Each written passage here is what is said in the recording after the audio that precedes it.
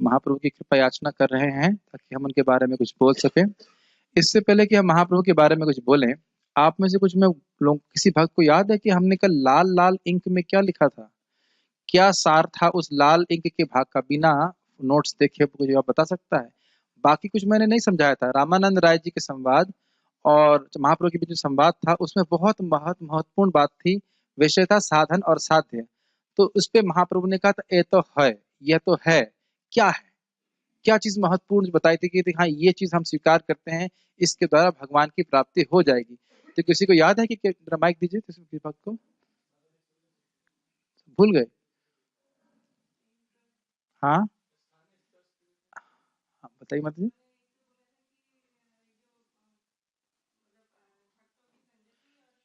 हाँ, अपने ही स्थान में व्यक्ति स्थित रह करके भगवान के बारे में विनीत भाव से श्रवण करे और धैर्य पूर्वक। दो बातें बोली थी, नम्रता से और बड़े विनीत, सॉरी, नम्रता से और धैर्य पूर्वक। ये नहीं कि आप आज कृष्ण कथा सुनना शुरू कर देंगे तो कल से कृष्ण स्मृत हो जाएंगे, ऐसा नहीं होता है। श्रवण कीर्तन करे, श्रवण कीर्तन जले कौराय सिंचन। जिस प्रकार से लता के बीज होता है, आप पानी डालेंगे तुरंत तो नहीं उगता है, लेकिन आप नियमित रूप से डालते रहेंगे, धीरे धीरे करके अंकुर फूटता है, उसके बाद लता आगे बढ़ती है। समझ रहे हैं मेरी बात? तो महाप्रभु उस प्रोसेस को सिखाएंगे सनातन गोस्वामी की, रूप गोस्वामी जी की शिक्षा में। तो हम ये बात कर रहे थे कि यह बहुत महत्वपूर्ण और यह व्यक्ति को अपने जीवन में, व्हाट इज दिस, अपने जीवन में व्यक्ति को अप्लाई करना चाहिए और इसी के अनुसार व्यक्ति को जीवन जीना चाहिए। ठीक है, आवाज ठीक आ रही है? वीडियो ऑन नहीं किया, अच्छा। तो क्या दिक्कत है अगर टीचर निराकार हो गए तो क्या दिक्कत है? हमारे टीचर निराकार होंगे, देखेंगे नहीं कि हम सो रहे हैं कि जागृत रहना क्या है, अच्छा है ना? ठीक है, तो टीचर निराकार अच्छा नहीं लगता है। कोई बात नहीं। वैसे आप लोग निराकार हो सकते हैं जो जूम पे हैं, क्योंकि मैं अभी भक्तों क्लास दे रहा हूँ, आप लोग सुन सकते हैं। अगर आप लोग निराकार होना चाहते हैं कोई दिक्कत नहीं है। और वैसे वीडियो में से ऑन करना चाहते हैं तो भी कोई दिक्कत नहीं। जब में सबको निराकार नहीं रहना, साकार रहना चाहिए। जब में नींद आती इसलिए वीडियो ऑफ कर देते हैं प्रभु जी। दिखता रहे कि हम, मैं एक चीज देखा कि ये जूम में जब करते हैं डिवोटीज, तो प्रॉक्सी लगाने का अच्छा तरीका है। आप वीडियो ऑफ कर दीजिए और म्यूट तो वैसे ही किया हुआ है, तो लगेगा हाँ भाई हम जब तो कर रहे हैं, प्रभु जी सोचेंगे हम जब तो कर रहे हैं, चाहे कुछ भी करते रहे। खैर जो भी है, कम से कम मैं खुश रहता हूँ भाई आ तो गया, सुबह उठा तो सही, कम से कम सुबह उठ करके बटन तो ऑन किया, इतना तो करने लगा, बाकी बाद में सो गया तो कुछ बात नहीं। अभी हम महाप्रभु की शिक्षा को आगे पढ़ते हैं। तो ये बहुत इंपॉर्टेंट है। भक्ति में सबसे इंपॉर्टेंट भक्ति है श्रवण की। ये आप लोग के बीच में कोई विरोध आ सकता है, प्रभु जी सबसे महत्वपूर्ण तो कीर्तन है। देखिए, सबसे महत्वपूर्ण है श्रवण और सबसे पावरफुल है कीर्तन। दो में अंतर समझ में आ रहा है? जब हम श्रवण नहीं करेंगे तो कीर्तन ही नहीं कर सकते। जैसे आज आप बोल रहे हो स्थाने सिता श्रुते गताम, तो नर्सरी में पढ़ाया गया था इसको, बीटेक में जरूर पढ़ाया गया होगा। तो यहाँ पे जब आप आकर श्रवण किए हैं तब बोल पा रहे हैं। और बोलने के लिए आपने क्या सुना? हाँ प्रभु जी कुछ तो बोले थे, लाल लाल में कुछ लिखे थे, क्या लिखे थे लाल में? हाँ वो, हाँ सामने, हाँ कहाँ, कौन से स्थान में स्थित रहना। ये आप फिर श्रवण, आपने स्मरण करना पड़ेगा, तब हम बोल पाएंगे। क्या ये बातें समझ में आ रही हैं? कीर्तन में स्मरण निहित होता है, निहित मतलब बिल्ट इन होता है। आप आयुष प्रभु भगवद गीता के दूसरे अध्याय का 30वां श्लोक बताओ। मैं भी नहीं बता सकता, मुझे भी याद नहीं है, ऐसे नंबर करके याद नहीं है। तो अब अगर याद नहीं है तभी तो नहीं कीर्तन कर पा रहे भाई। अच्छा अपना नाम बताओ। कितना इजी है ना? विजय प्रभु का नाम क्या है? हाँ। तो आप समझ सकते हैं, इसको समझिए, कीर्तन मतलब उसमें स्मरण निहित होता है। बिना स्मरण किए आप कीर्तन, हम कीर्तन नहीं कर सकते। तो कीर्तन को सबसे महत्वपूर्ण इसलिए सबसे पावरफुल बोला जा रहा है क्योंकि उसमें आपका मन लगाना ही पड़ेगा, नहीं तो बोल ही नहीं सकते। Yes no? ठीक है, लेकिन श्रवण सबसे महत्वपूर्ण है कि श्रवण ही नहीं करेंगे तो कीर्तन क्या करेंगे? अपितु जगत में लोग गलत श्रवण कर रहे हैं, यही सबसे बड़ी प्रॉब्लम है कि उसकी वजह से गलत कीर्तन भी कर रहे हैं। ईश्वर निराकार है कहां से सुना? बचपन में माँ के गर्भ से तो नहीं सुन के आया है। उसको भी कोई धोखेबाज गुरु मिल गया होगा जो बोल रहा है कि ईश्वर निराकार है, तो वह भी गुरु बन करके ही बोल रहा है कि ईश्वर निराकार है। तो इसीलिए महाप्रभु ने कहा कि सही सही धारणा, सही सही भगवान की धारणा करने के लिए व्यक्ति को भक्तों से श्रवण करना होगा। अब आप कहोगे ये बात क्यों उतना एम्फेसाइज कर रहे हैं? प्रभुपाद जी ने क्या कहा, अगर हम श्रीमद् भागवतम को समझना चाहते हैं तो महाप्रभु के अनुगत, महाप्रभु जैसे सिखाए हैं वैसे सीखना होगा। ये बात पढ़े थे ना, इसीलिए तो हम महाप्रभु की जीवनी पढ़ रहे हैं। और क्या शिक्षा प्राप्त हो रही है? अगर हम श्रीमद् भागवतम को समझना चाहते हैं तो भक्तों के अनुगत में, भक्तों के शिक्षा के अनुसार हमको ग्रहण करना होगा। नहीं तो भागवत पढ़कर कोई कहे कि निराकार है, बहुत गड़बड़, फिर तो सब कुछ गड़बड़ हो जाएगा। ठीक है ना? शुरू करते हैं। इस भेंट के अंत में, यानी कि जो संवाद हुआ उसके अंत में, श्री भगवान ने श्रील रामानंद राय को सलाह दी कि वे नौकरी से अवकाश प्राप्त करके पुरी आ जाएं, जिससे दोनों साथ साथ रहकर दिव्य संबंधों का आस्वादन कर सकें। इस पे तो काफी कुछ बोलने के लिए है। यहाँ पे कोई किसी स्टेट का गवर्नर है क्या यहाँ पे जो बैठा भक्त? हाथ करना, ठीक है। पहले रहे हो घर छोड़कर जब आए थे तो गवर्नरशिप मिली हो आपको? नहीं, वो भी नहीं है। और जूम में कोई डिवोटी हो या जो यूट्यूब पे सुन रहे हैं या फेसबुक पे सुन रहे हैं, मैं नहीं समझता हूँ कि किसी स्टेट का गवर्नर मेरा प्रवचन सुन रहा है। इतना तो मुझे मेरा विश्वास है, ना तो सुन रहा है ना कोई सुनेगा। और महाप्रभु उनको ये नहीं बोल रहे हैं कि जीवन के अंत तक घर में ही बैठे रहो, है ना केशव सखा प्रभु? नहीं बोल रहे ना महाप्रभु, आपके सामने है ना, अपने मन से तो नहीं बोल रहे। तो चाह रहे हैं कि जीवन के अंत में जब 50 हो गया उसके बाद केवल श्रवण कीर्तन के लिए ही जीवन बिताना है।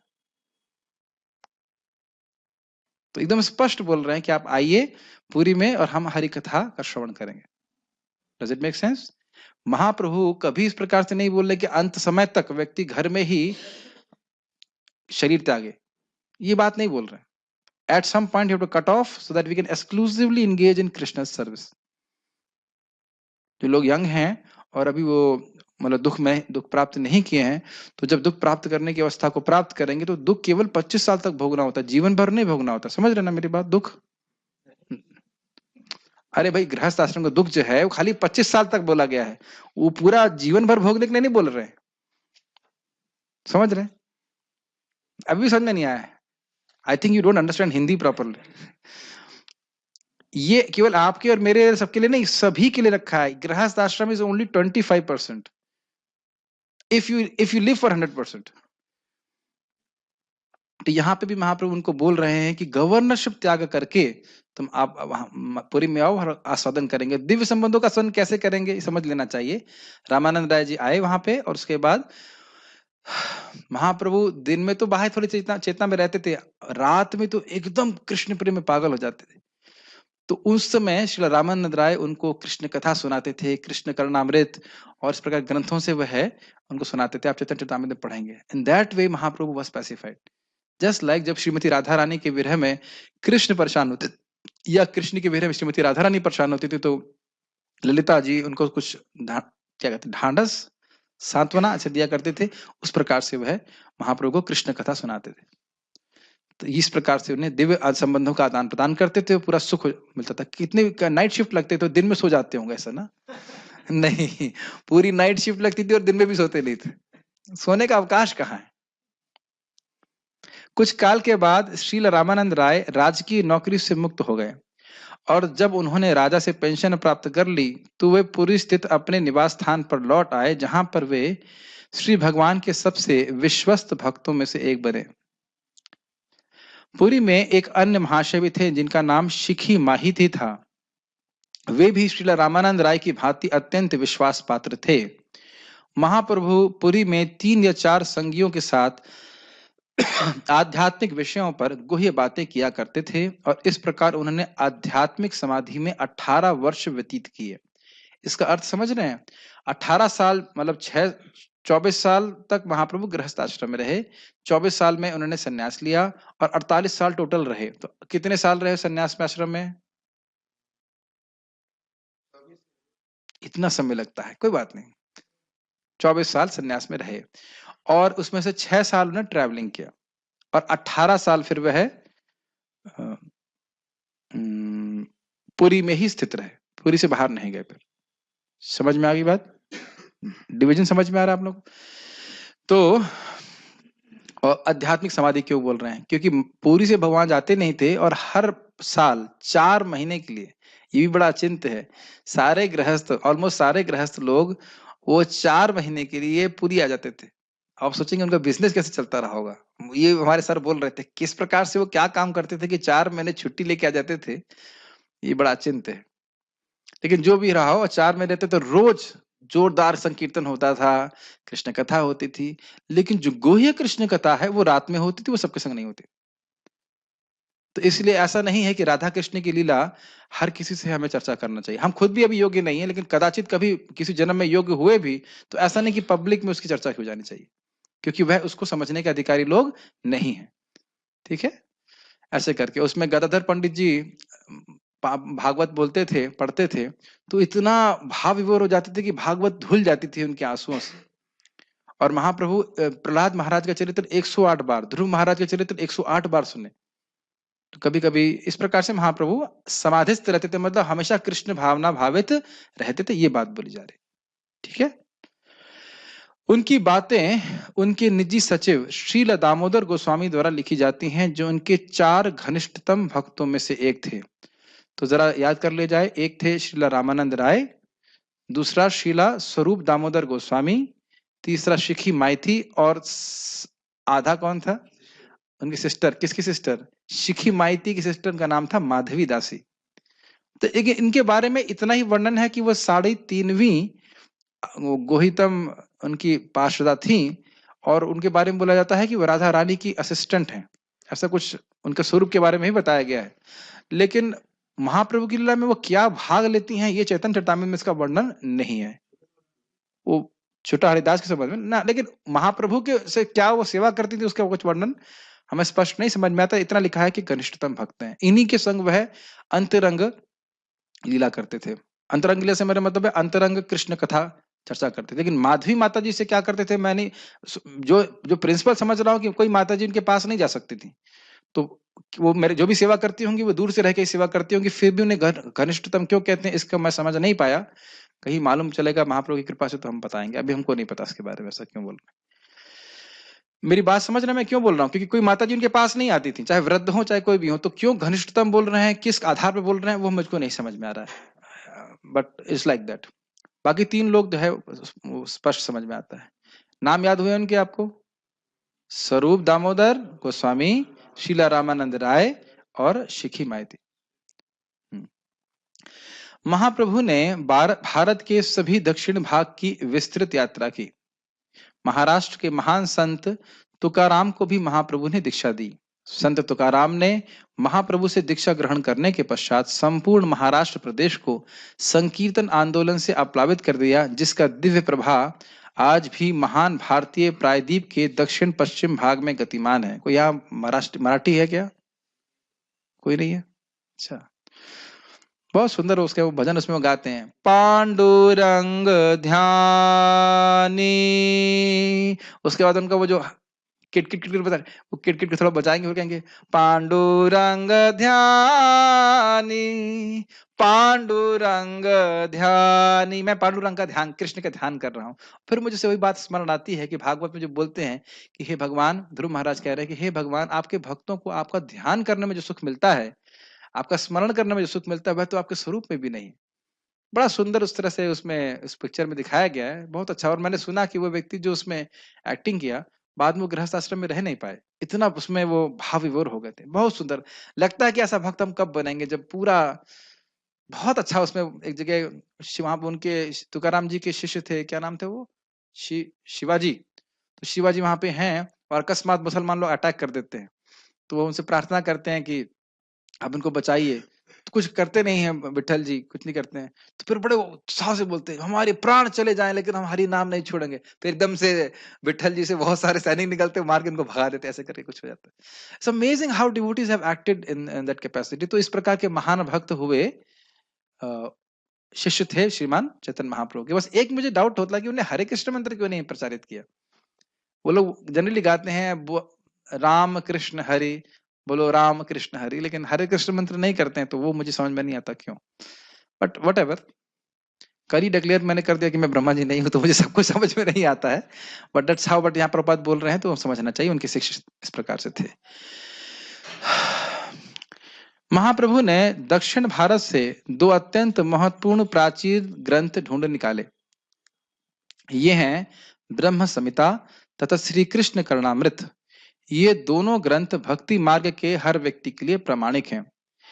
एक बार महाप्रभु दक्षिण भारत का भ्रमण करने के पश्चात पुनः पुरी लौट आए। प्रभुपाद बहुत समराइज किए हैं इसमें, मतलब समराइज करना ही था, नहीं तो इतनी इतनी सारी लीलाएं हुई।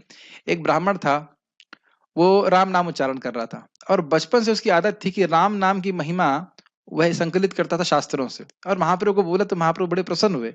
फिर महाप्रभु जब आगे चले गए, फिर जब लौट के आए देखा वो कृष्ण नाम बोलने लग गए।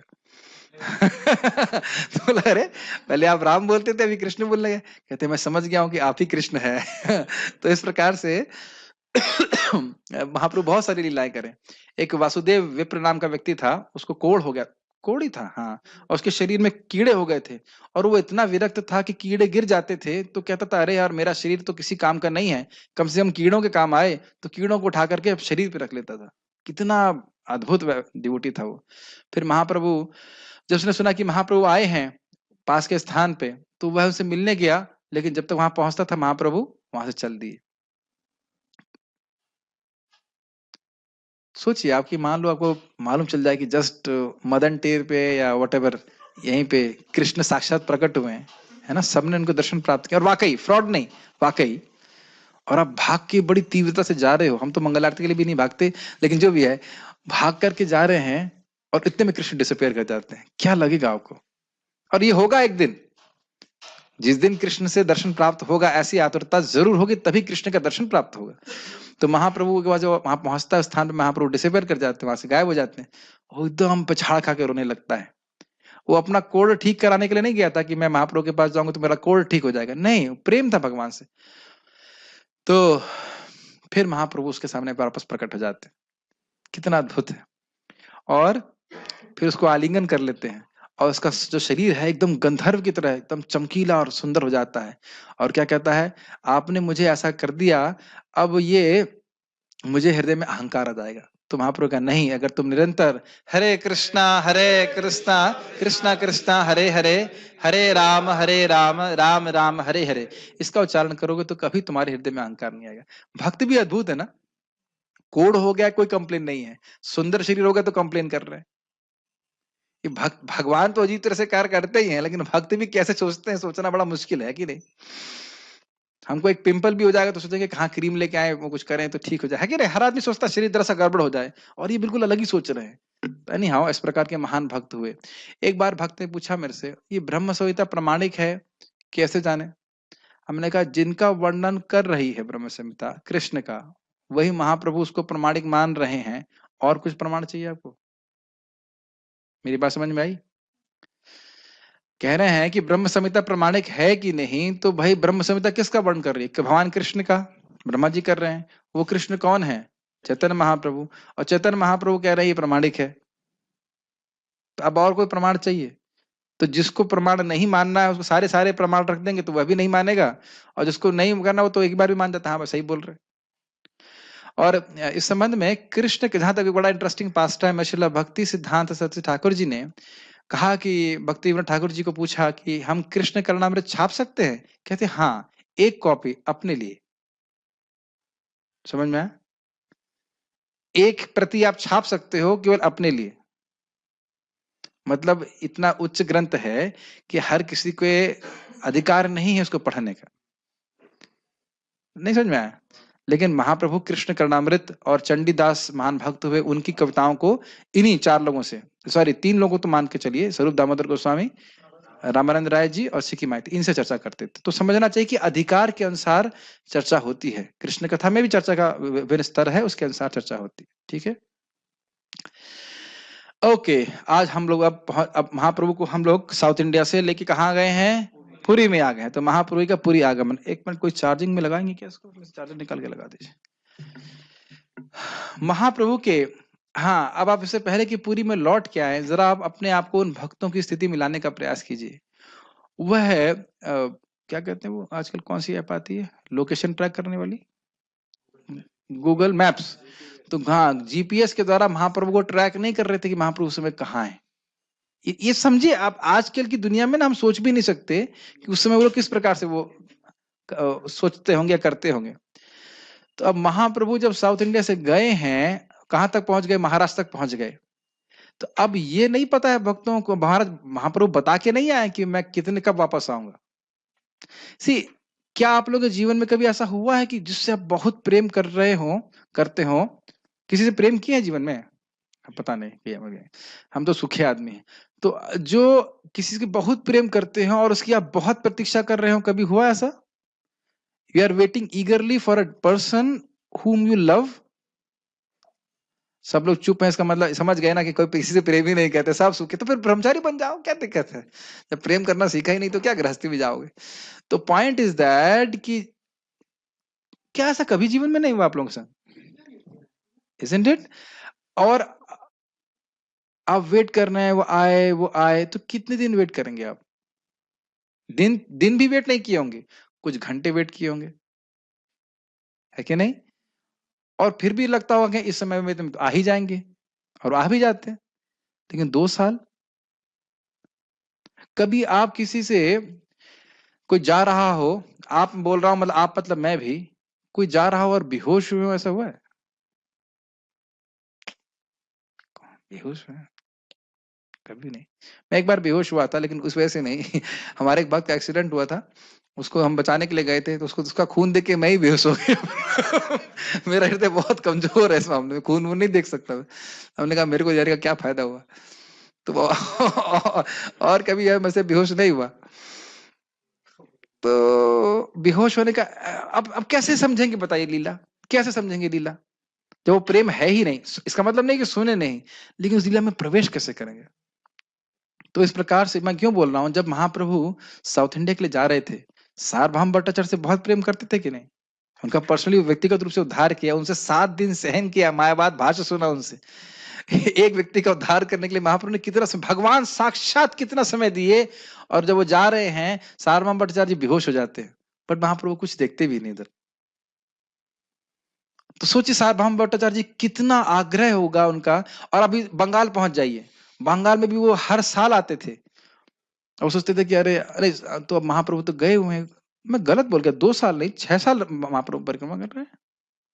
नहीं नहीं, सॉरी सॉरी, 2 साल गए साउथ इंडिया में, फिर वापस आए, फिर उसके बाद वृंदावन जाएंगे, परिक्रमा करेंगे, वृंदावन में भी आएंगे। तो टोटल इस प्रकार से यात्रा कर रहे थे, लेकिन 2 साल तो कैसे कटे होंगे आप कल्पना नहीं कर सकते। तो अब महाप्रभु जब आए हैं तो भक्त कितना खुश होंगे, यह भी हम कल्पना नहीं कर सकते। तो इसलिए फिर भी महाप्रभु का पूरी आगमन हम देखते हैं। महाप्रभु के पूरी लौटने पर उनके समस्त उत्सुक भक्तों को, इसी की व्याख्या कर रहा था, उत्सुक, व्हेन विल महाप्रभु कम, उत्सुक भक्तों को मानो जीवन दान मिल गया, और महाप्रभु वहां अपनी दिव्य अनुभूति की लीलाएं करते रहे थे। इसकी तो हम लोग कल्पना नहीं कर सकते। जैसे कि गोलोक में एक पेड़ है, और एक नहीं बहुत सारे पेड़ हैं, और कृष्ण, मान लीजिए ये पेड़ है, कृष्ण ऐसे जा रहे हैं और पेड़ के बिल्कुल थोड़ा पीछे चले गए बीच में, उतने विरह को भी ग्वाल बाल सहन नहीं कर पाते। ये है कृष्ण प्रेम। हम तो खाली इसका वर्णन कर सकते हैं, मेरे पास भी कोई इसका साक्षात्कार नहीं, लेकिन चमत्कृत हो जाता है। अब मेरी बात समझ पा रहे हैं इस बात को? एक कितना समय लगेगा एक पेड़ को क्रॉस करने के लिए? कुछ सेकंड्स। उसको भी ग्वाल बाल सहन नहीं कर पाते। 12 बजे पहुंच जाएंगे रात में, ए चलो चलो चलो चलो, वो गाय ले आने का समय हो गया। फिर माता यशोदा कहते हैं, अरे भाई अभी रात है, उस लाला को सोने दो, थक गया है, सो रहा है। तो इस प्रकार की आसक्ति है भगवान कृष्ण से, जैसे हमारी प्राणों से आसक्ति, उससे भी अधिक आसक्ति भगवान की होती है। हम तो खाली बोल रहे हैं, लेकिन भक्त लोग इस प्रकार का अनुभव कर रहे हैं। इस अवधि की सबसे महत्वपूर्ण घटना थी महाप्रभु द्वारा राजा प्रताप रुद्र को आकर मिलने की अनुमति देना। राजा प्रताप रुद्र श्री भगवान के महान भक्त थे। ये सब बड़े सुंदर सुंदर लीलाएं हैं। मुझे याद है श्रीमान गौरांग प्रभु हमारे वाणी आश्रम में प्रवचन कर रहे थे उसके ऊपर, महाप्रभु का उद्धार। और उसमें इतना इतना सुंदर प्रवचन, जीवन का सबसे सुंदर प्रवचन मैं कहूंगा। 2.5 घंटा प्रवचन किया और हमको लगा मात्र आधा घंटा। इतना सुंदर प्रवचन किया, और इतना कॉमेडी है, बहुत सीरियस, कि महाप्रभु प्रताप रुद्र महाराज को बोलते हैं कि उनको बोला गया, ये राजा आपसे मिलना चाहता है। सॉरी, सार्वभौम भट्टाचार्य जी आते कहते हैं कि मैं आपसे एक निवेदन करना चाहता हूं कि अगर आप उसे गुस्सा ना हो। तो कहते हैं कि क्या बात है, अगर उचित होगा तो मैं उसको पूर्ण करूंगा। मैंने कहा कि राजा मिलना चाहता है। राजा, उफ, वो राजा सुनकर के ही महाप्रभु बोलते हैं, विषयी, ये है, बस कभी नहीं मिल सकता, सन्यासी होकर के कभी राजा को मिलूंगा नहीं, बाह्य रूप से ऐसे दिखा रहे हैं। तो इस प्रकार से फिर बहुत वो अन्य विनय करते हैं। तो फिर उनका जो लड़का होता है, और उनको फिर भक्त लोग बोलते हैं कि देखिए रामानंद राय जी की मदद राजा ने करी। इस प्रकार से बहुत सारे पूरा सीक्वेंस है। तो महाप्रभु का हृदय धीरे धीरे पिघलता है, और फिर उनके लड़के को वो अलाउ करते हैं। राजा प्रतापरुद्र का जो लड़का था वह आकर के महाप्रभु से मिलता है, तो महाप्रभु उनको बच्चे को आलिंगन करते, फिर बच्चा जाकर के अपने पिता को आलिंगन करता है, तो पिता बड़ा खुश हो जाता है। ऐसी प्रकार पिताजी खुश हो जाते हैं, और इसी प्रकार से महाप्रभु का वस्त्र है वह उनको दिया जाता है प्रतापरुद्र जी को। तो भगवान की तदीय वस्तु को वह भगवान की तरह सेवा करते हैं, इस प्रकार से उनके विश्वास रहता है। और जब वो सुनते हैं कि राजा प्रतापरुद्र कहते हैं कि अगर मेरे राजा होने से मैं महाप्रभु को नहीं प्राप्त कर सकता, तो मैं भिखारी बन जाऊंगा, कर्ण फट भिखारी, मतलब एक कान में वो कुंडल पहनते हैं, इस प्रकार का भिखारी बन जाऊंगा, तो मैं कृष्ण की प्राप्ति, तब शायद मुझे महाप्रभु स्वीकार कर ले। या फिर और बहुत सारे पास टाइम, उसके बाद वो देखते हैं, महाप्रभु देखते हैं कि रथ यात्रा होता है, तो उसमें वो झाड़ू मार रहे होते हैं, तो उनकी नम्र भावना देख करके महाप्रभु प्रसन्न हो जाते हैं। फिर वो है कीर्तन हो रहा होता है, कीर्तन के बाद महाप्रभु थक जाते हैं और वह विश्राम कर रहे होते, तो राजा जो है वो सामान्य व्यक्ति का वेशभूषा लेकर के उनके चरण संवाहन कर रहा होता है, और फिर वही गाते हैं वो जो नहीं, गोपी गीत गा रहे होते, उसमें जब वो आता है ना, तव कथामृतम तप्त जीवनम कविभिरीडितम कल्मषापहम श्रवणमङ्गलम् श्रीमदातत भुवि गृह्णन्ति ये भूरिदा जना। तो जब ये बोल रहे थे तो महाप्रभु बाह्य चेतना में जाते हैं, कहते हैं भूरिदा भूरिदा जना, और फिर प्रतापरुद्र का आलिंगन कर देते हैं। मैंने आपको ट्रेलर दिखाया है, पिक्चर हम लोग बाद में दिखाएंगे जब हम चैतन्य चरितामृत पढ़ाएंगे, लेकिन आप लोगों को प्रेरणा दे रहा हूं कि चैतन्य चरितामृत स्वयं से पढ़ सकते हैं, ठीक है ना। जो भक्त इस प्रकार से भगवान की लीलाओं का श्रवण कीर्तन करते हैं, प्रसन्न होते हैं, तो ऐसे ही व्यक्ति बहुत जल्दी भगवान के चरण की प्राप्ति करते, चरणों को देखेंगे, स्वयं माता कुंती कहती हैं। तो इसी के लिए हमारा जीवन है। तो मैंने बहुत शॉर्ट में आप लोगों को बताया, आप लोग उसको पढ़ सकते हैं। वे अपनी गणना, एक और बात बोलना चाहता हूं संबंध में, महाप्रभु नृत्य कर रहे थे और बहुत दूर से प्रतापरुद्र देख रहे थे, ये पास टाइम पता है आपको। और नृत्य करते करते महाप्रभु जमीन पे लौटने लगे, मुंह से थूक आने लगी और पूरे शरीर पे मिट्टी उट्टी लग गई। तो प्रताप रुद्र जी को डाउट हुआ कि भाई ये भगवान है, और खैर जो भी हो, फिर उसी रात जो है सपना आया उनको कि जगन्नाथ जी के, सपना जगन्नाथ जी हैं और जगन्नाथ जी के मुख से भी ऐसे सलाइवा निकला हुआ है, सलाइवा मतलब थूक निकल रहा है ऐसे करके, और वो थूक समझते हो अष्ट सात्विक विकार के कारण निकल रहा था।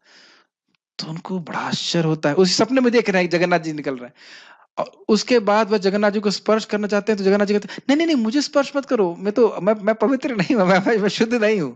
और फिर एकदम से जगन्नाथ जी से महाप्रभु बाहर आते हैं और कहते हैं ये तो ठीक नहीं है, मतलब जो जगन्नाथ जी बोलते हैं वही बातें बोलते हैं कि आप तो राजा हो, आप तो बहुत अच्छे हो, आपको मेरा स्पर्श नहीं करना चाहिए, यह तो ठीक नहीं है, ऐ तो ना है, ऐसे करके बहुत। अब देखिए जब उसकी बंगाली पढ़ेंगे ना, इतना स्वीट है, ऐ तो ठीक बात नहीं है।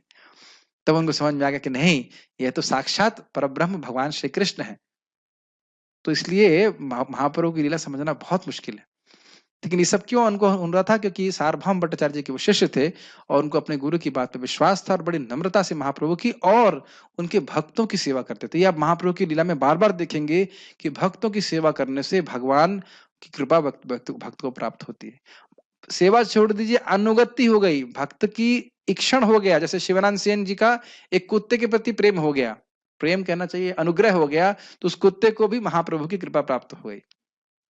महाप्रभु अपना उच्चिष्ट उसको दिए। प्रभु जी क्या कहानी है नहीं बताऊंगा, आप उसको चैतन्य चरितामृत में पढ़िएगा, तो आप थोड़ा मेहनत कीजिए, सारी कहानी हम यहाँ नहीं बताएंगे। It's really really nice. जब भी आप, मैं तो कई बार प्रार्थना करता हूँ महाप्रभु के सामने कि भगवान आपकी कृपा से तो कुत्ते का भी उद्धार जो हुआ है, हो सकता नहीं हुआ है, आप मेरा भी उद्धार कीजिए।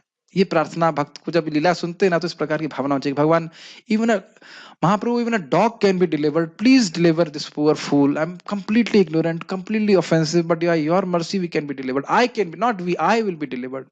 इस प्रकार की प्रार्थना होती है। इसलिए लीला श्रवण का हमारे दर्शन में बहुत प्रभाव पड़ता है। जब हम भगवान के सामने जाते हैं ना, तो उस लीला के का स्मरण करके हम भगवान का दर्शन करते हैं। नहीं तो लगे हाँ ठीक है, यहाँ दर्शन हो गया, हाँ ठीक है, नेक्स्ट कौन सा दर्शन है, नेक्स्ट कौन सा दर्शन है। ये दर्शन आपको रियल दर्शन कराएगा कृष्ण का, समझ रहे हैं? बहुत amazing, it just change your consciousness when you see Krishna. खैर आगे पढ़ते हैं। वे अपनी गणना श्री भगवान के उन भक्तों में करते थे जिनका काम मंदिर की साफ सफाई करना था। राजा का यह विनयशील स्वभाव श्री चैतन्य महाप्रभु को बहुत भा गया। राजा ने भट्टाचार्य तथा राय दोनों से अनुरोध किया कि वे महाप्रभु से उनकी भेंट कराने की व्यवस्था करें, लेकिन जब उनके दो सर्वोच्च भक्त श्रील सार्वभौम भट्टाचार्य तथा श्रील रामानंद राय ने, थोड़ा आप लोग आगे आ सकते हैं, डिवोटी स्पीच। श्रील का मतलब आज तीसरा प्रश्न आपने ये किया है, 3 लोगों ने पूछ लिया श्रीला का मतलब क्या है। श्रीला का मतलब जैसे बोलते हैं हिज होलीनेस, श्रीला का मतलब है ये सम्मान सूचक है, ऐसे करिए। तो श्रील रामानंद राय ने उनकी सिफारिश करी, लेकिन हम लोग श्रीला चैतन्य महाप्रभु नहीं बोलते। श्रीला शब्द जनरली भक्तों के आगे लगाया जाता है, आचार्यों के आगे लगाते हैं। कभी सुने हैं श्रीला कृष्ण, श्रीला बलराम?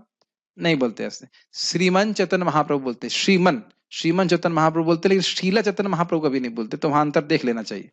लेकिन नित्यानंद प्रभु भी हैं विष्णु तत्व, लेकिन उनको भक्त जब वो थे तो बोलते थे श्रीपाद या गोसाई। महाप्रभु को भी गोसाई करके बोलते थे कि वो सन्यासी के रूप में कार्य कर रहे हैं। लेकिन यहाँ पे जब भी आप चैतन्य चरितामृत पढ़ेंगे या हम लोग प्रभुपाद महाप्रभु को एड्रेस करेंगे, तो श्रीमन चैतन्य महाप्रभु और श्रील नित्यानंद प्रभु बोलते हैं। लेकिन भगवान के लिए प्राय श्रीला शब्द इस्तेमाल नहीं होता है। कृष्ण बलराम के लिए कभी श्रीला कृष्ण बलराम नहीं बोलते। तो श्रीला जो है ये आचार्य इत्यादि के लिए, महान भक्तों के लिए बोलते हैं। श्रीला रामानंद राय ने उनकी सिफारिश करी, तो उन्होंने इस अनुरोध को सीधे अस्वीकार कर दिया। महाप्रभु का कहना था कि सन्यासी के लिए सांसारिक अर्थ प्रिय पुरुषों तथा स्त्रियों के घनिष्ठ संपर्क में आना खतरनाक है। महाप्रभु एक आदर्श सन्यासी थे। कोई भी स्त्री उन्हें नमस्कार करने हेतु भी उनके पास नहीं जा सकती थी। स्त्रियों को महाप्रभु के आसन से बहुत दूर स्थान दिया जाता था। आचार्य शिक्षक तथा, लेकिन इससे आगे बढ़ते हैं। अब आप लोग के मन में अगर इसका मतलब महाप्रभु स्त्रियों पे कृपा नहीं करते थे? नहीं, ऐसा नहीं है। महाप्रभु के पास दमयंती, किनकी बेटी बहन थी ये? राघव पंडित जी की। वो ऐसे अचार बनाती थी जो पूरे साल टिकता था। और वो जब कुकिंग करती थी तो वो ऐसा सोचती थी कि ये अब महाप्रभु खा रहे हैं तो अब इनको इनडाइजेशन हो जाएगा, तो अब मैं वो वस्तु बनाऊंगी जिससे उनका डाइजेशन बढ़ जाएगा। What an amazing meditation. तो महाप्रभु रोज आकर के उनके घर में खाना खाते थे। सची माता जी रोज जब खाना बनाती थी तो महाप्रभु पूरी से अलक्षित रूप से वहां पर जाके खाते थे। और जब वो किसी डिवोटी को बोलते, मैंने भूल रहा हूँ किस डिवोटी को बोले, शायद दामोदर पंडित थे या किसी को, उनको बोला कि आप जाओ उनको बताओ माता को कि मैं रोज आता हूँ, आप रोज भोग लगाती हो और मैं खा लेता हूँ, और जब देखती हूँ कि प्लेट खत्म मतलब खाली हो गई तो अब सोचती है अरे मैं लग रहा भूल गई, मैंने भोग नहीं लगाया। इस प्रकार से।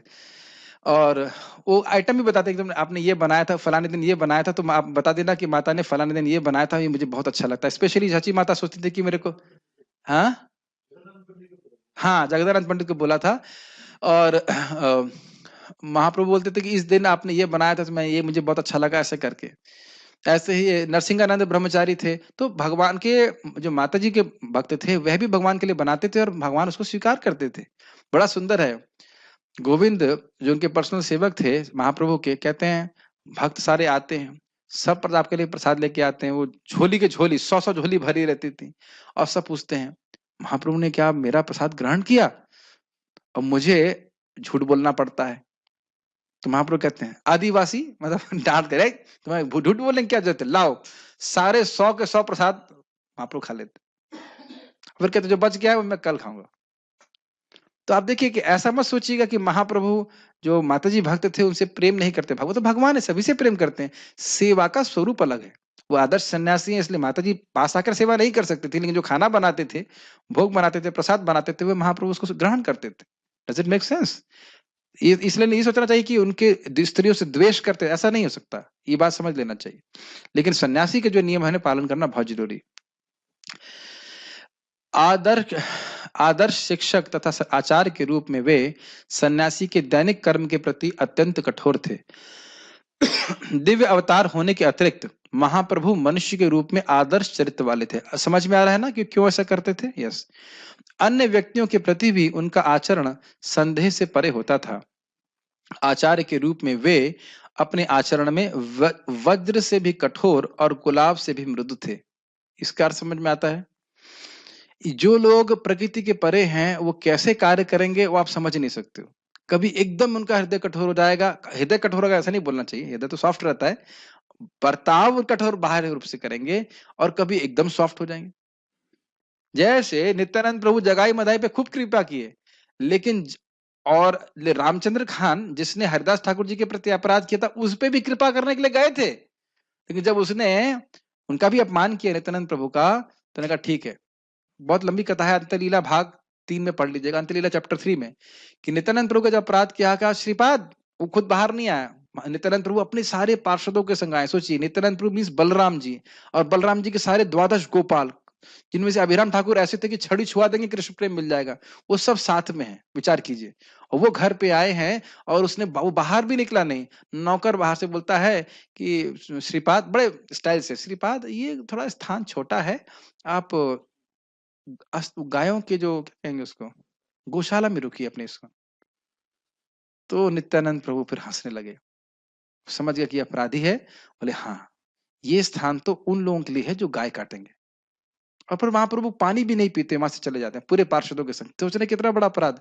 फिर कुछ समय के बाद एक मुसलमान गवर्नर आता है, उसी जगह गाय काटता है, उनके पूरे गांव को लूट लेता है। एक व्यक्ति के अपराध की वजह से पूरा गांव को भोगना पड़ता है। आप देखिए कि हरिदास ठाकुर के प्रति अपराध करने के बाद भी नित्यानंद प्रभु घर में गए ताकि इसका उद्धार हो जाए, लेकिन वो समझ नहीं सका। तो मैं खाली बोल रहा हूं कि वो नित्यानंद प्रभु, और दूसरी तरफ देख रही है जगाई मधाई, एकदम एकदम यूजलेस व्यक्ति, उसको कह रहा है कि नहीं, इनका उद्धार होना चाहिए। तो महाप्रभु जो है उनका सर भी फोड़ दिया, फिर भी उन पर कृपा कर रहे हैं हम। तो हम कुछ समझ नहीं सकते कि नित्यानंद प्रभु जैसे महान भक्त या जो पूरी तरह दिव्य अवस्था में रहते हैं वो कैसे कार्य करेंगे। उन पे हम टिप्पणी नहीं कर सकते, वो ऐसे ही कार्य करेंगे। ठीक है, मैं बहुत सारे पास टाइम इधर से उधर से ऐसे करके बता रहा हूँ। मुझे लग रहा है कि पूरी बात समझ में नहीं आ रही होगी शायद, लेकिन जो लोग थोड़ा थोड़ा पास टाइम जानते हैं वो समझ पा रहे होंगे मैं क्या कह रहा हूँ।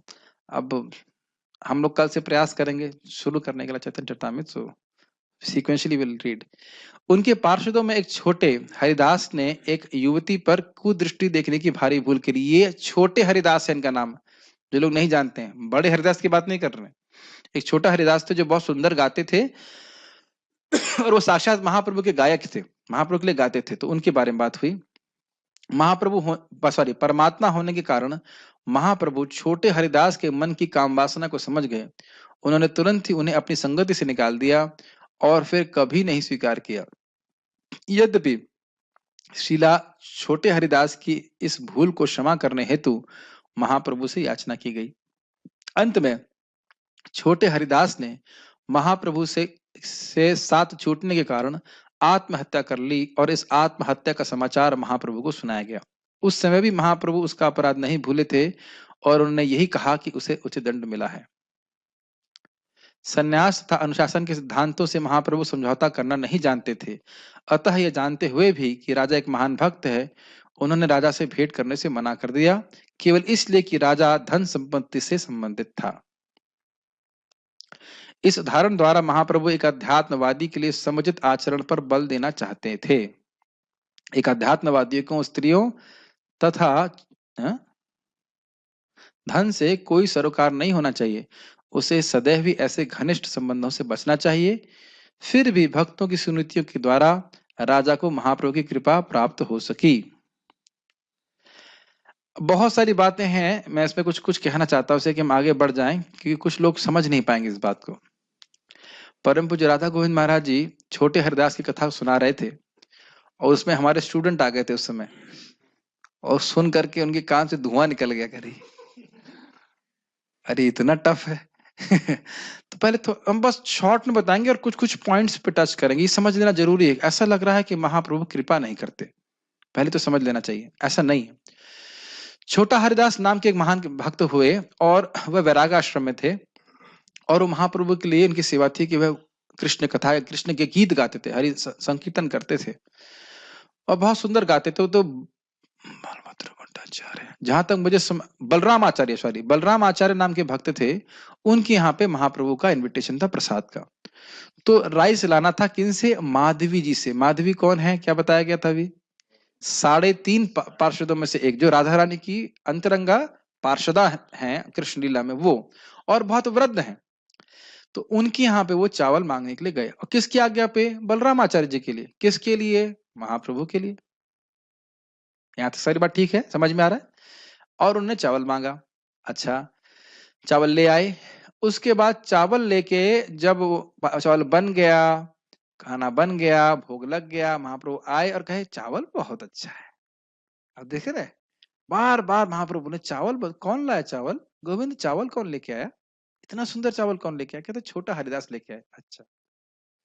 फिर जब घर में लौटे अपने आश्रम में, कहे गोविंद से बोलते कि आज से मना कर दो, छोटा हरिदास मेरे पास नहीं आ सकता है। तो सब लोग आश्चर्यचकित हो गए। अब देखिए, हम लोग को अगर बोल दिया लॉकडाउन है, मंगल आरती नहीं जाएंगे, अरे बहुत बढ़िया है। 6 महीना 8 महीना चले, क्या दिक्कत है? प्रसादम आएगा ना हमारा टाइम से। हाँ हाँ हाँ, अब कोई दिक्कत नहीं, कोई दिक्कत नहीं। एक बार मुझे याद है, एक बार डिवोटी को एक चिकन पॉक्स हो गया था, कहता है, मैंने कहा बड़ी दिक्कत हुई हो, कहता है कोई दिक्कत नहीं, 15 दिन छुट्टी, मंगल आरती नहीं जाना पड़ेगा। वाह। तो जब प्रेम नहीं होता तो इस प्रकार की बात करेंगे, लेकिन छोटा हरिदास का देखिए, ये दिखाने के लिए कि छोटा हरिदास का कितना बड़ा प्रेम है, महाप्रभु लीला कर रहे हैं।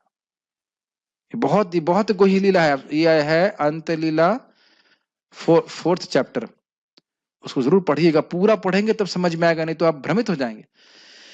अच्छा, तो महाप्रभु ने कहा नहीं आ सकता, तो बोले क्या दिक्कत हो गई, तो क्या कहते? तो इसी प्रकार की बात बोलते हैं कि जो वैराग आश्रम में है और स्त्रियों से घनिष्ठ संबंध रखता है, उसका मैं मुख भी देखना नहीं चाहता। तो महाप्रभु ने ऐसा क्यों किया अपने अंतरंग पार्षद के संग? यह कुछ क्लियर नहीं है चैतन्य चरितामृत के वर्णन से कि कोई उन्हें कुदृष्टि डाली कि नहीं डाली। समझ रहे हैं मेरी बात? कुछ लोग बोलते हैं नहीं, माधवी देवी तो वृद्धा थी, उनके पीछे कोई यंग स्त्री खड़ी थी, लेकिन चैतन्य चरितामृत में ऐसा कोई वर्णन नहीं है। एटलीस्ट मैं तो ना पढ़ा हूं ना समझ पा रहा हूं। तो ये महाप्रभु ने एक हैवी स्टेप लिया, ताकि अपने ही अंतरंग पार्षद से वो कर रहे हैं, उसको डांट रहे हैं, ताकि जो बाद में लोग आए वह बहुत सतर्क हो जाए कि महाप्रभु की कृपा कैसे प्राप्त करनी है, अगर वो वाकई कृपा चाहते हैं तो। मेरी बात समझ में आ रही है? इसे कहते हैं कि बहू को सिखाने के लिए बेटी को डांटती है सास, ऐसा होता है? होता होगा, मतलब हम एटलीस्ट हम थ्योरी तो बता ही सकते हैं, बाकी प्रैक्टिकल लोग जानते हो नहीं जानते हो मुझे पता नहीं। तो खैर, हम यहाँ तक क्लियर समझ में आ रहा है बात? तो फिर भक्तों ने बोला कि अरे नहीं, स्वीकार कर लीजिए, आगे कोई गलती नहीं होगी। तो फिर कहा गोविंद चलो हम लाल लाल नहाएंगे, यहाँ पे हमारा माइंड डिस्टर्ब कर रहे हैं लोग। नहीं नहीं नहीं, आप रहिए रहिए रहिए करके, ठीक है। इधर छोटा हरिदास ने भी खाना बंद कर दिया। तो भक्तों ने कहा देखो अभी महाप्रभु गुस्सा है, आगे जाकर अभी तुम भी इस प्रकार से हट करोगे तो उनका क्रोध बढ़ जाएगा, तो तुम जो है अपना हट छोड़ दो। तो खैर उसने खाना पीना शुरू कर दिया, लेकिन अब जब काफी समय बीतने लगा, महाप्रभु से नहीं रुष्ट ही रहे, तो फिर वह इलाहाबाद चला गया। इलाहाबाद जाकर संगम में उसने आत्महत्या कर ली। तो उसके बाद वो न्यूज कुछ समय के बाद इनको मालूम चली महाप्रभु को, तब महाप्रभु ही बोलते हैं अच्छा है जो उसने काम किया उसके लिए यही परिणाम है। लेकिन देखिए फिर क्या होता है, महाप्रभु जब इधर समुद्र में स्नान करने के लिए जाते हैं, तो भक्त लोग कई बार देखते हैं उसमें कि कोई व्यक्ति गा रहा है, तो लोग सोचे कि यह, और उनको छोटा हरिदास की आवाज ही सुनाई पड़ती थी। तो कुछ लोग कहते हैं, मीमांसा करते हैं कि जरूर वह मर गया है तो भूत बन गया होगा। लेकिन वहां पे स्वरूप दामोदर गोस्वामी जी का कथन है, आजन्म कृष्ण सेवन और कृष्ण कीर्तन, उसने जीवन भर कृष्ण की सेवा करी है, कृष्ण का कीर्तन नाम संकीर्तन किया है, और क्षेत्रेर मरण, 3 चीजें हैं। और मैं जहां तक मुझे आ रहा है 5 चीजें थी, 3 याद आ रही है, भी अपनी मेमोरी से बोल रहा हूं। कृष्ण का कीर्तन किया है, कृष्ण की सेवा करी है, और क्षेत्र में शरीर त्यागा है, तो उसकी दुर्गति नहीं हो सकती। बाद में भक्तों को मालूम चलता है किस प्रकार से कि वो श्रीमन चैतन्य महाप्रभु के लिए उनकी नित्य सेवा में चले गए। तो बाह्य रूप से क्या लग रहा है कि वो है रिजेक्ट कर रहे हैं उसको, लेकिन महाप्रभु ने अंततो गत्वा उनको स्वीकार किया। तो प्रभुपाद उसमें बहुत अच्छे से समझाते हैं कि ये शिक्षा ग्रहण करनी चाहिए कि भक्त का कदाचित पतन भी हो जाए तो भी वो कृष्ण की कृपा से उनके चरणों की प्राप्ति करता है।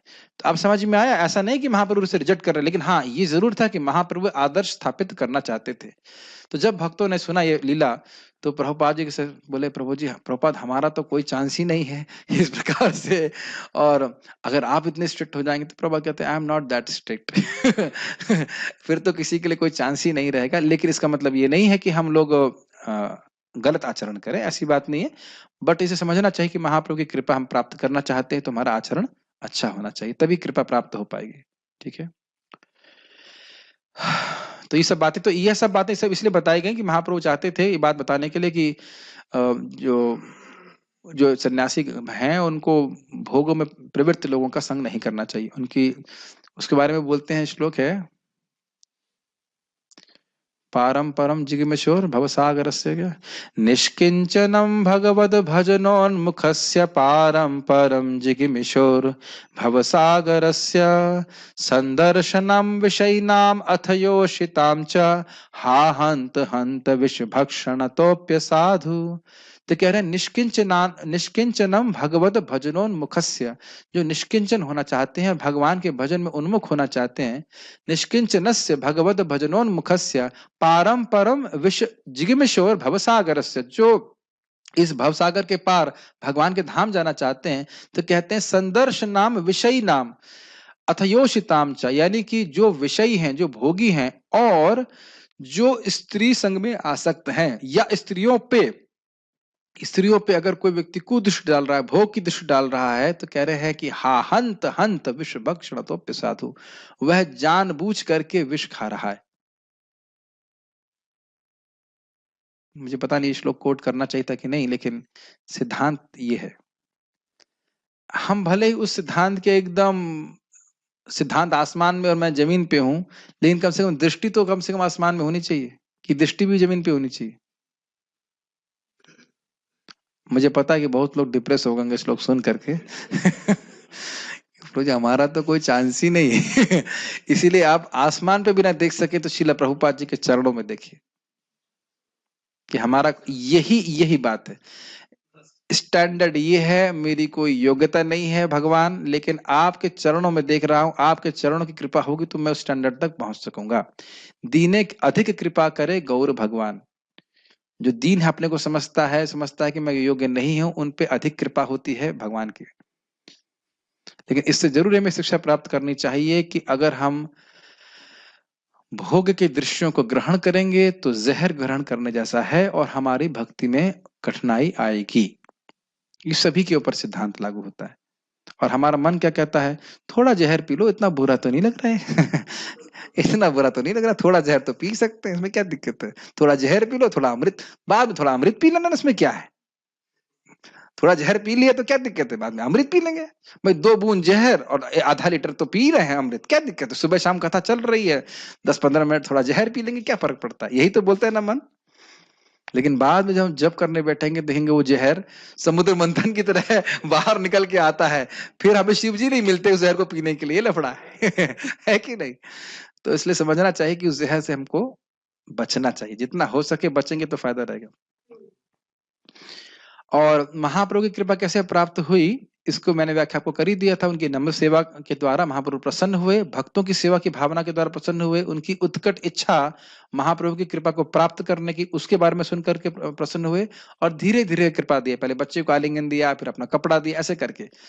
तो उसका अर्थ यह हुआ कि श्री भगवान का प्यारा कनिष्ठ नव जिज्ञासु के प्रति श्री भगवान की अपेक्षा, सॉरी ये क्या बोल गया मैं, इसका अर्थ यह हुआ कि श्री भगवान का प्यारा भक्त कनिष्ठ के प्रति श्री भगवान की अपेक्षा अधिक उदार होता है। मतलब यहाँ ये भी दिखाया कि भगवान बाह्य रूप से भले ही कठोर हो जाएं, लेकिन भगवान के भक्त का संग होता है तो भक्तों की कृपा से उस व्यक्ति का उद्धार हो जाता है। ये भी हम यहाँ पे देखते हैं।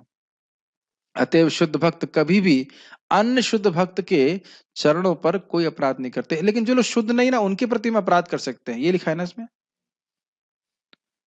भाई विजय प्रभु तो शुद्ध भक्त है नहीं, तो मैं इसलिए उनके प्रति अपराध कर सकता हूँ, है ना विजय प्रभु? नहीं, प्रभु जी बोले नहीं। आप समझ रहे हैं मेरी बात? ये इस प्रकार से हमारा मन काम करता है। भाई देखो, वैष्णवों के प्रति अपराध करना बुरा है। अजय प्रभु थे ना वैष्णव हो गए, अभी कहाँ दीक्षा हुई जो वैष्णव हो गए? समझ रहे हैं मेरी बात? ये हमारे मन की धोखेबाजी है। महाप्रभु क्या कह रहे हैं, जिसने एक भी कृष्ण नाम लिया वो भी वैष्णव है, उसका भी सम्मान करना चाहिए। ये बात श्रवण करके ही धीरे धीरे प्रगति होगी।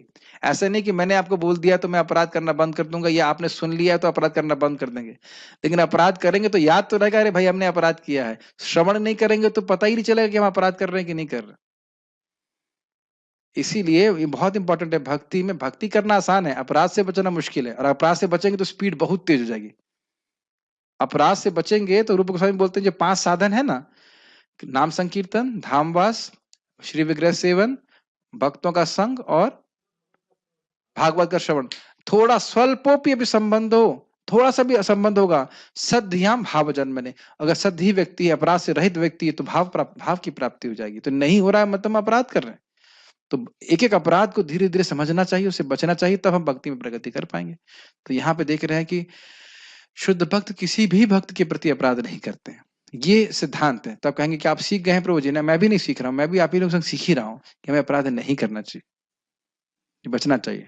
श्री भगवान के चरण कमलों के प्रति किया गया अपराध कभी कभी दयालु श्री भगवान के द्वारा क्षमा कर दिया जाता है, लेकिन भक्त के चरणों में किया गया अपराध उस व्यक्ति के लिए अत्यंत घातक सिद्ध होता है जो भक्ति के मार्ग पर वास्तव में अग्रसर होना चाहता है। मतलब जो वास्तव में नहीं होना चाहता वो जो चाहे कुछ भी करे, लेकिन जो वास्तव में प्रगति करना चाहता है वो वैष्णव अपराध से बहुत बचेगा। कई बार सुनेंगे। और उसके बाद महाप्रभु के भक्त किस प्रकार से आते हैं उसकी चर्चा हम लोग भगवान श्रीमान चैतन्य महाप्रभु ने चाहा तो हम कल कर पाएंगे। कोई अगर किसी का प्रश्न है तो मैं देख लेता हूँ। यस प्रभु, प्रभु जी के पास माइक दे सकते हैं, आप बोलिए, मैं रिपीट कर दूंगा। पहले मैं इधर प्रश्न देख लेता हूँ। तो वक्त पूछ रहे हैं कि आपने तुकाराम पिक्चर देखने के लिए बोला था, कौन सी देखें? जो 1937 में बनी थी वो वाली। अभी नए वाले का कितने भक्त हैं मुझे नहीं पता, पुरानी वाली आप देख सकते हैं, जो 1937 वाली वो देख सकते हैं। और क्या प्रश्न है? देखो पिक्चर देखने की बोला है तो वो आगे जरूर याद है। नहीं खैर ये जब भी करते। उसके बाद क्या है? चैतन्य महाप्रभु ने दिया, ये बाद में आया। हरे कृष्ण महामंत्र, हाँ ये अच्छा प्रश्न है। हरे कृष्ण मंत्र चैतन्य महाप्रभु ने दिया या बाद में आया? चैतन्य चरितामृत में महाप्रभु ने कहीं भी महामंत्र नहीं कहा है, लेकिन चैतन्य भागवत में स्पष्ट रूप से कहा है। उसके बाद ईश्वरपुरी पाद, हम लोग उसको कोट डिस्कस कर चुके हैं। ईश्वरपुरी पाद से महाप्रभु ने पूछा कि किबा मंत्र दिला गोसाई, किबा तार बल, जपिते जपिते मोई होइले पागल। आपने कौन सा मंत्र दे दिया कि मैं पूरा पागल ही हो गया जपते जपते?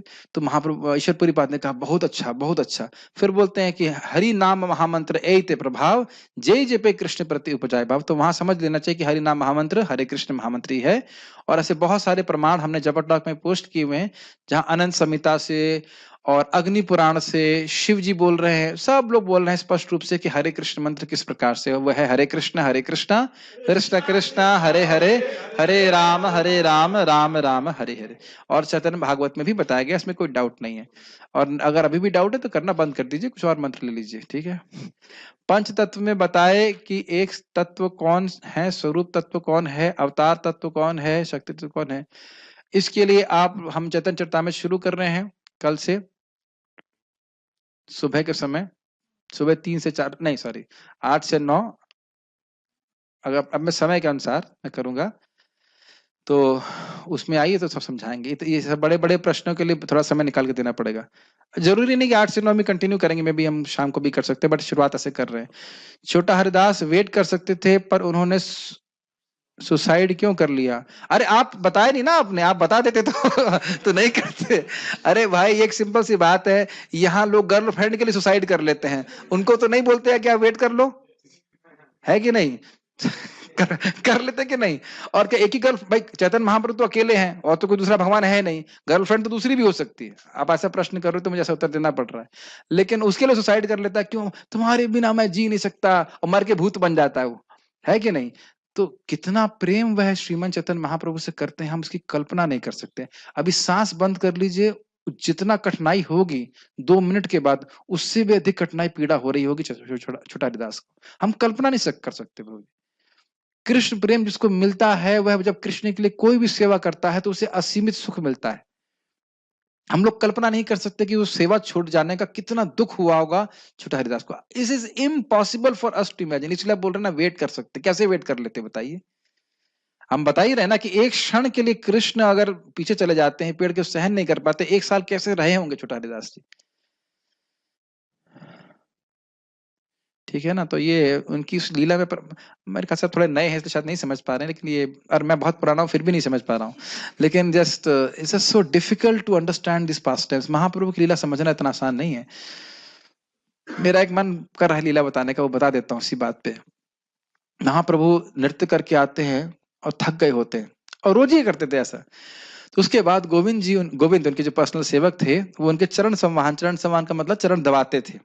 उसके बाद महाप्रभु रेस्ट करते थे 45 मिनट्स, और फिर जब वो रेस्ट कर रहे थे तब गोविंद प्रसाद लेते थे।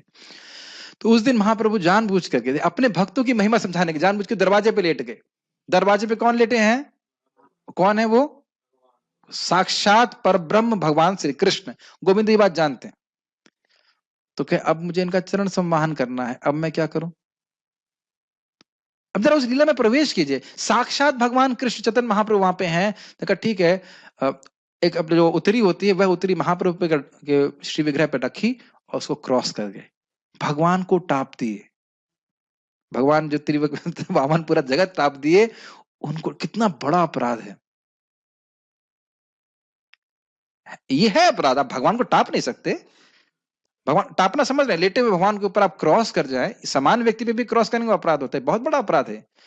इनकंसीवेबल, कर ही नहीं सकता कोई भक्त, कर लिया। जब संवाहन मतलब हो गया, जब महाप्रभु की नींद टूटी, बोले आप प्रसाद लेने के लिए नहीं गए? कहते नहीं, आप इधर लेटे हुए थे। तो उन्होंने कहा जैसे आप आए थे वैसे बाहर चले जाते।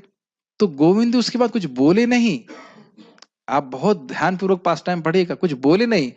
फिर कृष्णदास कविराज गोस्वामी कहते हैं कि उनके मन में क्या चल रहा था कि मैं अपनी आपकी सेवा के लिए नरक जाने के लिए भी तैयार हूं। मैं जान रहा हूं कि यह अपराध था, मैं आपके ऊपर टाप रहा था, टापना समझते ना, लांग रहा था भगवान के ऊपर, यह अपराध है। तो मैं अपनी आपकी सेवा के लिए नरक जाने के लिए भी तैयार हूं, लेकिन अपनी इंद्रिय तृप्ति के लिए मैं थोड़ा सा भी प्रयास करने से भी डरता हूं। हमारी चेतना देखिए, हम लोग इंद्रिय तृप्ति के लिए नरक जाने के लिए भी तैयार हैं लेकिन भगवान की सेवा थोड़ा सा भी करने में बहुत डर, ये तो बहुत सेवा हो जाएगी। ये बदात्मा की स्थिति है बुरा गलत तो नहीं बोल रहा हूं ना, पाप करते हैं, हम जानते हैं कि पाप करके नरक जाएंगे, लेकिन कोई दिक्कत नहीं, जाएंगे, देखा जाएगा ऐसा करके। तो यहाँ कितना प्रेम दिख रहा है। तो अभी महाप्रभु लीला क्यों कर रहे हैं? प्लीज वापस उसी लीला में जाइए। गोविंद ने कुछ नहीं बोला, गोविंद ने ये भाव भी नहीं अपना व्यक्त किया कि मैं नरक जा सकता हूं, कोई डायलॉग नहीं बोला, कुछ नहीं बोला, लेकिन इसको कृष्णदास कविराज गोस्वामी समझा रहे हैं। So this is all to exemplify the devotees. Chhota Haridas के प्रेम को दिखाने के लिए, प्रदर्शित करने के लिए महाप्रभु ने लीला करी कि कितना भक्त उनसे प्रेम करते हैं, कुछ भी हो जाए। एग्जाम्पल दिया था कि चातक, आपने सुना था, चातक केवल बादल से पानी लेता है, कभी कभी बादल उस पे वज्र वज्र बोलते हैं, क्या बोलते हैं उसको, बिजली का थंडरस्टॉर्म वो मार देगा, फिर भी वो उधर ही देखता है, वहीं से चल चाहता है। यहां तक महाराज समझा रहे थे कि जहां तक नीचे गिरता है, मान लो गंगा जी में भी गिरेगा तो उल्टा गिरता है कि गंगा जी का पानी उसके मुख में ना चला जाए। यह उसकी अनन्यता है। तो इस प्रकार का अनन्य भक्त थे छोटा हरिदास। शरीर छोड़ दिया लेकिन महाप्रभु के प्रति अनन्य भाव नहीं त्यागा उन्हें। ऐसा नहीं कि सोचना है महाप्रभु ने छोड़ दिया चलो मैं दूसरा स्वामी ढूंढ लूं, it doesn't work like that. ऐसे आप आगे देखेंगे बहुत सारी लीलाएं हैं। गदाधर पंडित को भी महाप्रभु बाह्य रूप से कुछ समय के लिए तिरस्कार किए, टेस्ट करने के लिए, लेकिन गदाधर पंडित बोलते नहीं, महाप्रभु मेरे हृदय को जानते हैं, अभी तिरस्कार कर रहे हैं, बाद में कृपा करेंगे, ऐसे करके। So it's amazing pastimes of Srimad Chaitanya Mahaprabhu. और इसको समझना थोड़ा हो सकता है कि कठिन हो, लेकिन ये सब आप 7 पॉइंट्स पढ़ेंगे छोटा हरिदास की शिक्षा से क्या लेते हैं। तो जनरली लोग जो है एक ही पक्ष बताते हैं, लेकिन महाप्रभु कृपा ही की है उनके ऊपर। एक और बात बोलना चाहता हूं कि जब एक लास्ट लीला, फिर हम रुक जाएंगे, प्रॉमिस। एक कमलकांत नाम के व्यक्ति थे, वे आके महाप्रभु से कहते हैं कि श्रीला अद्वैताचार्य जी महाविष्णु के अवतार हैं, लेकिन उनके ऊपर 30,000 कॉइन्स का कुछ कर्जा है। तो महाप्रभु बहुत गुस्सा बोलते हैं, अरे एक तरफ बोल रहे हो भगवान है, महाविष्णु है, और दूसरी तरफ बोल रहे हो कर्जा है। मैं इस कमलकांत को देखना नहीं चाहता, ये मेरे सामने ना आए, एकदम बिल्कुल नहीं आए मेरे सामने। तो अद्वैताचार्य जी क्या कहते हैं, अरे भाई उसी से प्रेम करते हो आप, मुझसे प्रेम नहीं करते। अद्वैताचार्य जी का सम्मान कर रहे हैं महाप्रभु, और अद्वैताचार्य कहते हैं आप कमल कांत को दे रहे हो प्रेम और मुझको दे रहे हो नीम का जूस। ये समझिए कि जब कृष्ण किसी जीव को व्यक्तिगत दंड दे रहे हैं तो समझ लीजिए कि सेवक मान लिया। ये सब बहुत गुह्य बातें हैं, फिर से रिपीट कर रहा हूं, किसी भक्त को, किसी जीव को व्यक्तिगत अगर बोल कर रहे हैं, ऐसे हम अनुग्रहणा में सुने हैं ना श्लोक, तो समझ लीजिए कि कृष्ण ने उसको अपना मान लिया। तभी वो, नहीं तो परमात्मा के रूप में न्यूट्रल रहते हैं। मेरी बात समझ में आ रही कि नहीं आ रही है? It's a very deep point. तो कमलकांत को डांट रहे हैं, इसका मतलब वो प्रेम है, नहीं तो भगवान चुप रहते हैं, परमात्मा चुप, करो जो करना है। बहुत अद्भुत है ये बात। इसलिए बाह्य रूप से समझ में नहीं आती महाप्रभु की लीलाएं, तो भगवान ने चाहा तो हम पढ़ेंगे, इसको चर्चा करेंगे। श्रीमन चैतन्य महाप्रभु की जय, श्रील प्रभुपाद की जय। आपका प्रश्न लेना भूल गया मैं, चलो एक प्रश्न ले लेता हूं, बताइए क्या प्रश्न है। हाँ हाँ हाँ, महाप्रभु कृपालु हैं, यस, हाँ हाँ, ये प्रभु जी पूछ रहे हैं कि ऐसा लग रहा है कि महाप्रभु तो महावदन्या है बोलते हैं, लेकिन जब लीला सुनते हैं तो लगता है बहुत स्ट्रिक्ट है। इसीलिए लीला को पूरा ठीक से पढ़ना पड़ेगा। आप अगर ये पूरा पढ़ेंगे पास टाइम, तो ये दिखाता है कि महाप्रभु अपने भक्तों के प्रेम को प्रदर्शित करने के लिए उनको ऐसी स्थिति में डालते हैं। जैसे आप कहेंगे भाई भगवान कृष्ण तो सर्वशक्तिशाली हैं, तो उनके भक्त पांडवों को इतना कष्ट क्यों आया? तो अपने भक्तों को प्रेम को प्रदर्शित करने के लिए जगत में भगवान इस प्रकार की लीला करते हैं। अगर ऐसा नहीं करते तो क्या कभी किसी को मालूम चलता कि छोटा हरिदास कितने महान भक्त हुए? नहीं पता चलता ना। तो इसलिए भगवान ऐसा कार्य करते, या लीला, कार्य नहीं कहना चाहिए, लीला करते हैं। ये लीला है, लेकिन अदरवाइज भगवान चैतन्य महाप्रभु हमेशा कृपा करते हैं। ठीक है, इसमें कोई डाउट नहीं है। धीरे धीरे पढ़ेंगे समझेंगे तो थोड़ा सा समझ में आता है।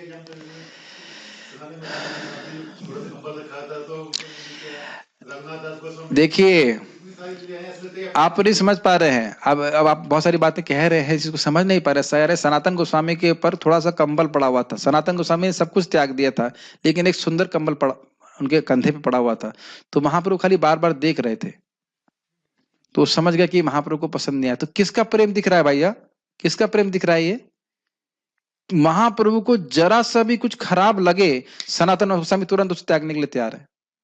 ये महाप्रभु के प्रति सनातन गोस्वामी का प्रेम दिख रहा है। हमारा कंबल देखते तो कहते चलो मैं नहीं रहता हूँ, बेटे को दे के आ जाता हूँ। बुरा होता कि नहीं?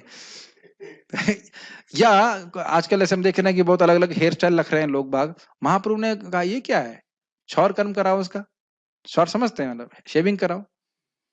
सो प्लीज ट्राई टू अंडरस्टैंड, अगर गुरु वैष्णव भगवान डांट रहे हैं किसी को तो वो अपना मानते हैं इसलिए डांटते हैं, सबको नहीं डांटते हैं। वो ठीक नहीं, वही समझिए, वही तो सबसे इंपॉर्टेंट बात है। अगर सनातन गोस्वामी के प्रति, एक मिनट बताइए, सनातन गोस्वामी के प्रति उनका भोट कंबल देखा, क्यों देखा? कि इससे सनातन गोस्वामी की, मतलब लोग परिहास करेंगे, एकदम यही शब्द यूज कर रहे हैं, लोके परिहास, तुम्हारा परिहास होगा। तुम किसी से मधुकरी मांगने जा रहे हो, 3,000 रुपए कंबल पड़ा हुआ है तुम्हारे शिप में, मान लीजिए मैं तो अच्छा खासा ब्रह्मचारी, वेल्दी ब्रह्मचारी हूँ, मतलब इस्कॉन के ब्रह्मचारी वेल्दी होते ही हैं। अब मैं बाहर जाके रोटी मांगू कि 2 रोटी दे दो, तो लोग कहेंगे अरे यार, और टवेरा से उतरू टवेरा से उतरू, कहो थोड़ा मधुकरी, तो कहेंगे ये क्या कर रहे हो? समझ रहे ना मेरी बात?